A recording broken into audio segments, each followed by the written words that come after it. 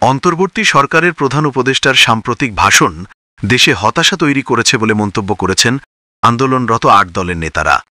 তাদের অভিযোগ, সরকার সংস্কার কমিশনের সুপারিশ মানেনি, বরং একটি দলের স্বার্থে সিদ্ধান্তে কাটছাঁট করেছে। সবচেয়ে সমালোচিত হয়েছে জাতীয় নির্বাচন ও গণভোট একই দিনে আয়োজনের ঘোষণা। এই সিদ্ধান্ত সংস্কারকেই গুরুত্বহীন করে দেবে। একই সঙ্গে সুষ্ঠু নির্বাচনের পরিবেশ নিশ্চিতে অন্তত ৩ জন উপদেষ্টার অপসারণ দাবি করেছেন ৮ দলের নেতারা।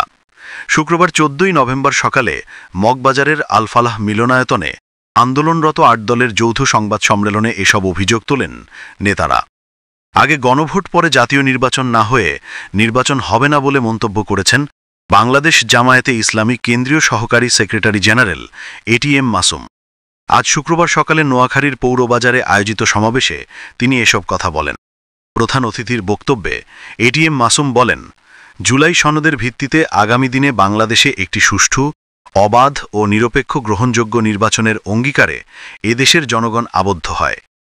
আমাদের পক্ষ থেকে আমরা এই সনদকে আদর্শের মাধ্যমে এবং পরবর্তীতে গণভোটের মাধ্যমে এটাকে সাংবিধানিক মর্যাদা দেওয়ার জন্য দাবি জানিয়েছিলাম। বাংলাদেশ জামায়াতে ইসলামী সহ আন্দোলনরত ৮ দল ঘোষিত কর্মসূচির অংশ হিসেবে নেত্রকোনায় বিক্ষোভ মিছিল করেছে। জামায়াতে ইসলামী জেলা শাখার উদ্যোগে এই কর্মসূচিতে জাতীয় নির্বাচনের পূর্বে গণভোটের আয়োজন সহ ৫ দফা দাবি করা হয়।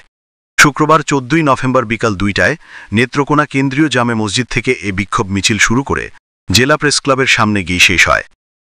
এদিকে কার্যক্রম নিষিদ্ধ থাকায় আওয়ামী লীগ নির্বাচনে অংশ নিতে পারবে না বলে জানিয়েছেন অন্তর্বর্তী সরকারের প্রধান উপদেষ্টা অধ্যাপক ড. মোহাম্মদ ইউনুস।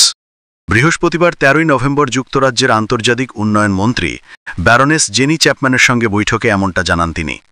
শুক্রবার ১৪ই নভেম্বর প্রধান উপদেষ্টার প্রেস উইং থেকে এক বিজ্ঞপ্তিতে তথ্য জানানো হয়েছে। রাজধানী ঢাকা ও আশেপাশের জেলার সার্বিক আইন শৃঙ্খলা রক্ষায় ও নিরাপত্তা নিশ্চিত করতে ১২ প্ল্যাটুন বিজিবি মোতায়েন করা হয়েছে। গণমাধ্যমে এ বিষয়টি নিশ্চিত করেন বিজিপির জনসংযোগ কর্মকর্তা মোহাম্মদ শরীফুল ইসলাম।